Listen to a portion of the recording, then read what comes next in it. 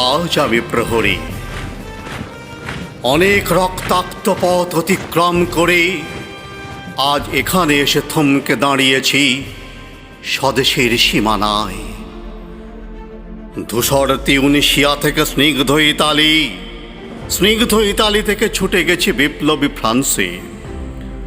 নক্ষত্র নিয়ন্ত্রিত নিয়তির মতো দুর্নিবার অপরাহত রাইফেল হাতে ফ্রান্স থেকে প্রতিবেশী বার্মাতেও। আজ দেহে আমার সৈনিকের কড়া পোশাক, হাতে এখনো দুর্জয় রাইফেল, রক্তে রক্তে তরঙ্গিত জয়ের আর শক্তির দুর্বহ দম্ভ। আজ এখন সীমান্তের প্রহরী আমি। আজ নীল আকাশ আমাকে পাঠিয়েছে নিমন্ত্রণ, স্বদেশের হাওয়া বয়ে এনেছে অনুরোধ, চোখের সামনে খুলে ধরেছে সবুজ চিঠি। কিছুতেই বুঝি না কি করে এড়াবো তাকে, কি করে এড়াবো এই সৈনিকের কড়া পোশাক। যুদ্ধ শেষ, মাঠে মাঠে প্রসারিত শান্তি, চোখে এসে লাগছে তারই শীতল হাওয়া।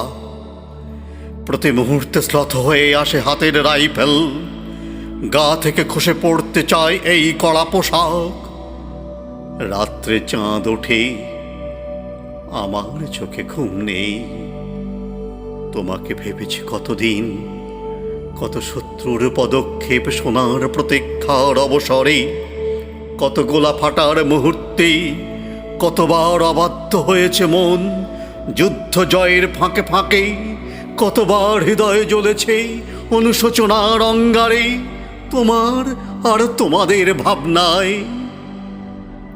তোমাকে ফেলে এসেছি দারিদ্র্যের মধ্যে, ছুঁড়ে দিয়েছি দুর্ভিক্ষের আগুনে, ঝড়ে আর বন্যায়, মারি আর মড়কের দুঃসহ আঘাতে বারবার বিপন্ন হয়েছে তোমাদের অস্তিত্ব। আর আমি ছুটে গেছি এক যুদ্ধক্ষেত্র থেকে আর এক যুদ্ধক্ষেত্রে। জানি না আজও আছো কি নেই, দুর্ভিক্ষে ফাঁকা আর বন্যায় তলিয়ে গেছে কিনা ভিটে।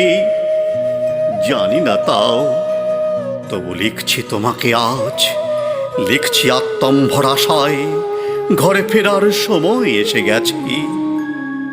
জানি আমার জন্যে কেউ প্রতীক্ষা করে নেই, মালায় আর পতাকায়, প্রদীপে আর মঙ্গল ঘটে। জানি সম্বর্ধনা রটবে না লোকমুখে, মিলিত খুশিতে মিলবে না বীরত্বের পুরস্কার। তবু একটি হৃদয় নেচে উঠবে আমার আবির্ভাবে, সে তোমার হৃদয়। যুদ্ধ চাই না, যুদ্ধ তো থেমে গেছে। পদার্পণ করতে চায় না মন ইন্দোনেশিয়ায়, আর সামনে নয় এবার পেছন ফেরার পালা। পরের জন্যে যুদ্ধ করেছি অনেক, এবার যুদ্ধ তোমার আর আমার জন্যে। প্রশ্ন করো যদি এত যুদ্ধ করে পেলাম কি, উত্তর তার তিউনিসিয়ায় পেয়েছি জয়, ইতালিতে জনগণের বন্ধুত্ব, ফ্রান্সে পেয়েছি মুক্তির মন্ত্র, আর নিষ্কণ্টক বার্মায় পেলাম ঘরে ফেরার তাগাদা। আমি যেন সেই বাতিওয়ালা যে সন্ধ্যায় রাজ পথে পথে বাতি জ্বালিয়ে ফেরে, অথচ নিজের ঘরেই নেই যার বাতি জ্বালার সামর্থ্য। নিজের ঘরেই জমে থাকে দুঃসহ অন্ধকার।